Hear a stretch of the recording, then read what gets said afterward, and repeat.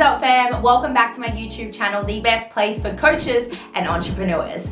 So before we get stuck into today's juicy episode about when is the right time to hire for your business, I also want to let you know that if you want to go ahead and skip to the juicy parts of this episode, you can go right ahead, click down on the show notes, and you'll see the time stamps down below, okay? So a topic that's been showing up a lot in all of my group programs and in my group coaching calls is when is the right time to hire? And there's been a lot of fear around hiring, finding the right fit, which person is the right person to hire? How do we go about hiring? How do we go about onboarding someone into our business? How do we know if we have the financial means to hire somebody in our business? Now, I remember when I was first hiring my first assistant, and oh my gosh, like it was the most nerve-wracking experience. Like I had no idea what I was doing. Like I had business mentors saying, oh yeah, get ready, you've got to hire an assistant, you're gonna need that support, like you're gonna need it. And I'm like, but how? How do I do that? How do I know if I can afford to hire someone? What does that role look like? I have a virtual business, and chances are if you are listening to this episode today, you also have a virtual business, or maybe you don't have a virtual business, and maybe you're setting up a business for the first time and you've got to figure out budgets and who you're going to hire, when you're going to hire them, what does that look like, what is the process to hire somebody, right? Well, when I first hired my first person, I had no idea what I was doing. I had no idea even what like an SOP is. Now, an SOP is an abbreviation for standard operational procedures, okay? Now, when I had my business mentors back when I made my first hire, they were throwing this abbreviation out to me, and I was like, silently, what is an SOP? And I was too embarrassed and too scared to ask what an SOP was. They're just like, oh, you need to set up an SOP. Oh, you need to like onboard them. Like you need processes and stuff like this. And I'm like, what do you mean? I don't know. This is my first hire. I have no idea what you're talking about. And I was too embarrassed, like because I was a beginner, to ask what that meant. So when I went through my first hiring process, I honestly was winging it, and I'm so glad that my assistant is still with me this day. And like without him, he is like the backbone of the business, and he's really helped us grow. And like I'll never forget throwing him in the deep end and saying, oh yeah, just do this, and like giving him like this little Word document with like things to do in the day, and he had no idea what he was doing. And this is someone that works virtually. So the thing is that when you have a virtual business, it's not as if you're in an office where you see them like every single day. You can sit with them for a couple of hours. You can show them how to do things. It is so different. And especially when there is a time zone difference, that's when it gets even more complicated, right? So when I made my first hire, it was super messy. And chances are, maybe if you've hired someone and you haven't done it the right way, it could have been messy for you too. Now, I've made a few hires since that point. I've employed my sister full-time, who is my head coach, and also my main assistant. I've also hired a sales consultant. I've hired appointment setters. I've also hired another assistant. I've also hired a video editor, a marketing manager, a social media manager. Like I've hired a fair few people to keep my business running. So I've learned a few things about this entire hiring process. Not to mention, I've also encountered hiring people before I was ready, which is what I really want to talk to you about today. Because the thing is that it's all true and well wanting to hire someone, but my question to you is, are you actually ready to hire? Because you're going to go through different stages in your business, okay? We've got the solopreneur, which you're the person that wears all of the hats. You're the content marketer, you are the saleswoman, you're the admin girl, you're the coach, you're the counselor, you're the BFF, you are the financial advisor, you are the accountant, you are the copywriter, you are the funnel builder, you are the brand, you are the face. Like you're literally wearing every single hat when you're a solopreneur. The next stage that you'll move up to is becoming an entrepreneur. And when you start to become an entrepreneur, that is like the area where you start to delegate and you start to hire maybe your first contractor, or maybe you do hire your first employee. But most of the time, your first hire is going to be a contractor, unless you have the budget to be able to hire an employee, put them on a salary and all of the things, right? Then your next stage is to become a business owner, which is where I'm at now. I have people that work with me in the company. I have wages to pay. I have contractors to pay. My business operates like clockwork, right? And I've had to go through each phase, and I've learned a lot along the way. I've learned how to go through onboarding processes, hiring people, firing people, letting people go because I wasn't financially ready or things didn't work out, right? But I want to talk about going from the solopreneur to the entrepreneur today, okay? And I want to talk about the things that you need to prepare for.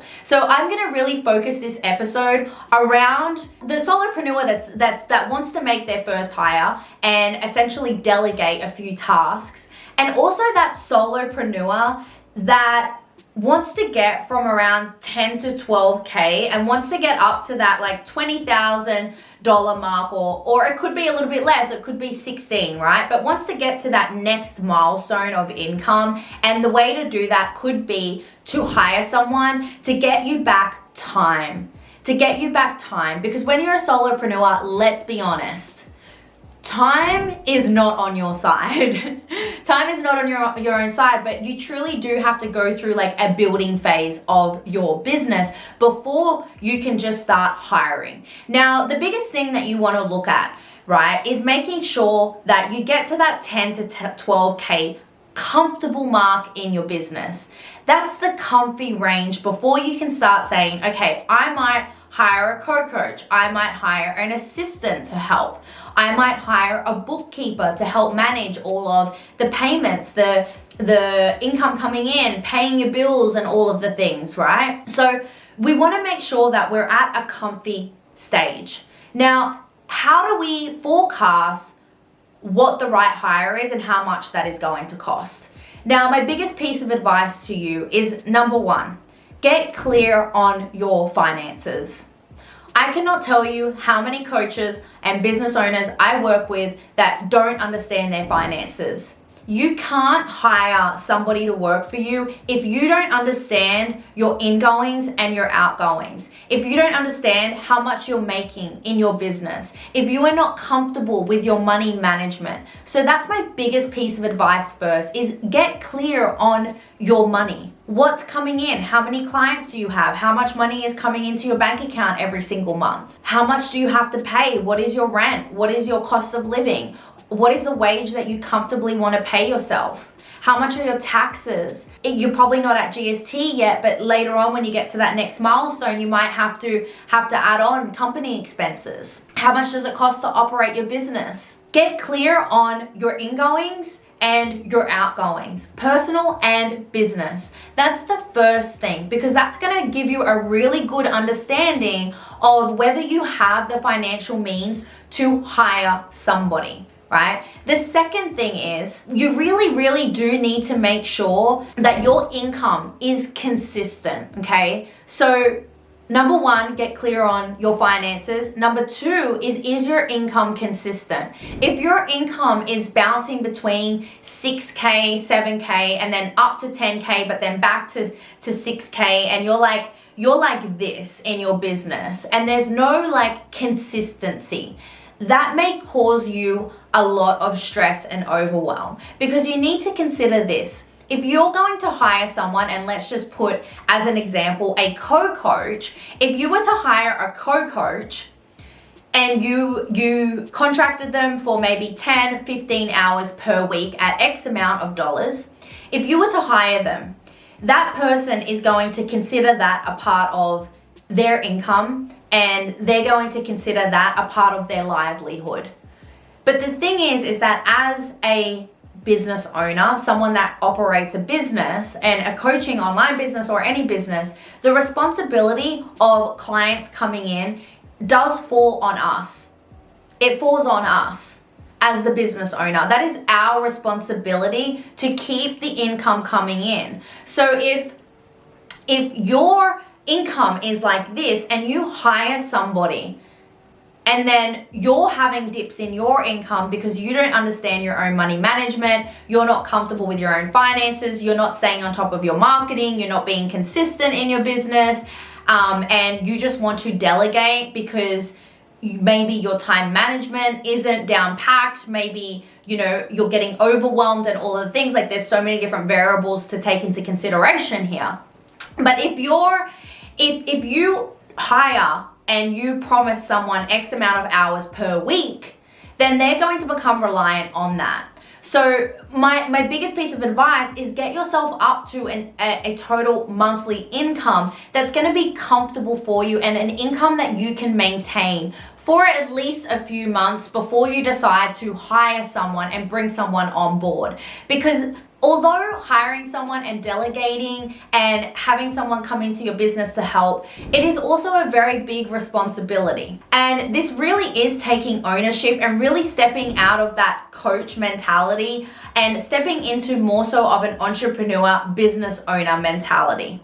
It's a different way of thinking, a different level of responsibility. So it's important for you to understand that it's not just saying like, yeah, I'm going to hire someone, and then you offload all of this work onto someone and then you can sit back and take a nap.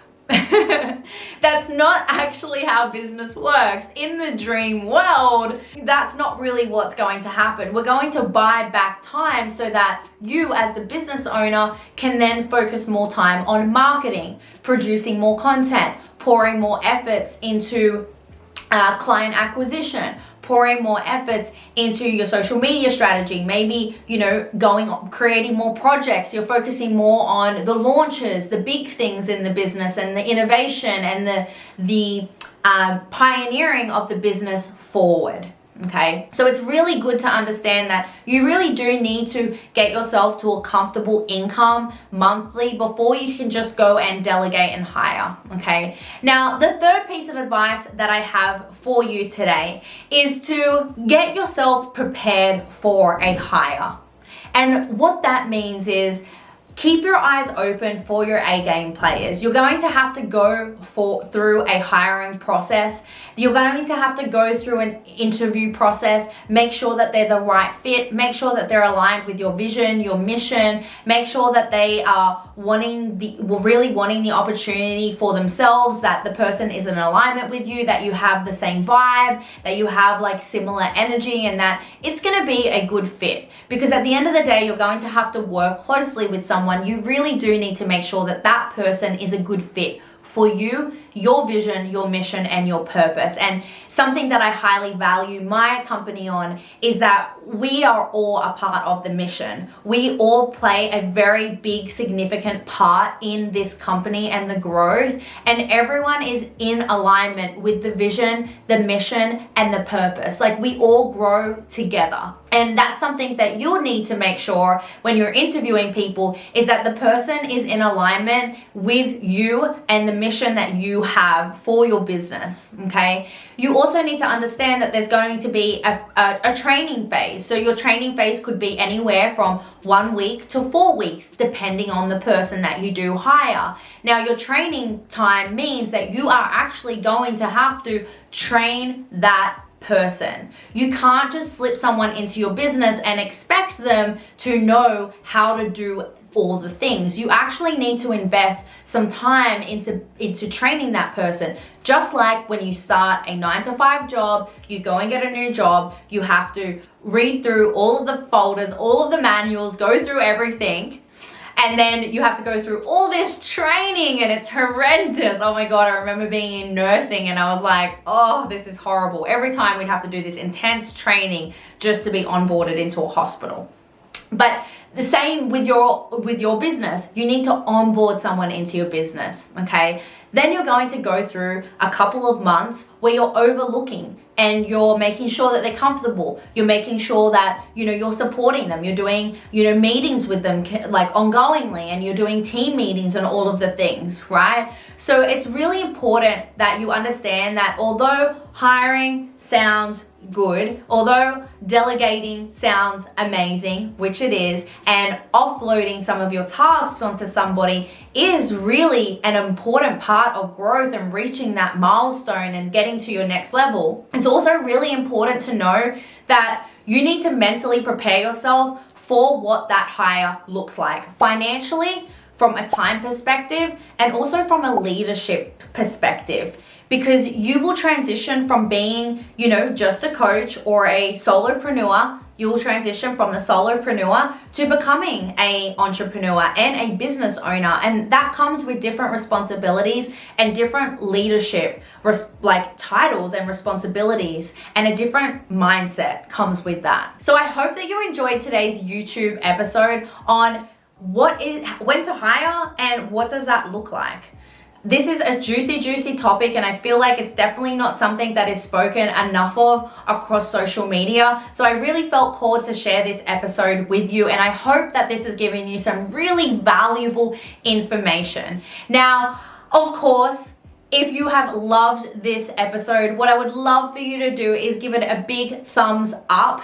And if you feel the vibe and you feel the energy, go ahead and hit that subscribe button so that you get notifications every single week on a Thursday when I drop a new episode. It's also going to help the algorithm so that other business owners and other coaches can see this video, and it may relate and it may change their life. And to wrap this up, what I do want to let you know is if you want to get to know how to build an online business, if you check the show notes down below, you will see a link, www.jessicavieira.com/how to build an online business. Click on that link because I have an amazing training on how you can turn your followers into high-paying clients and build a profitable, sustainable, and systemized online business in less than 90 days. Now, if you don't have a business, don't stress. This is a really good place for you to start and to learn about business strategy and business growth. So go ahead and click that link. It's in the show notes down below. And what I would love to do is invite you to my free Facebook group, The Social Empire. In this free inner circle, this is where I am holding masterclasses that are so much more into depth than this episode here today. We do fortnightly masterclasses. There's so much high value in this community, and I would love to invite you to be a part of my community. All right, guys, I'm going to wrap this one up. Thank you, fam, for joining in. Go ahead and hit that like button and hit that subscribe button, and I will see you in the next episode.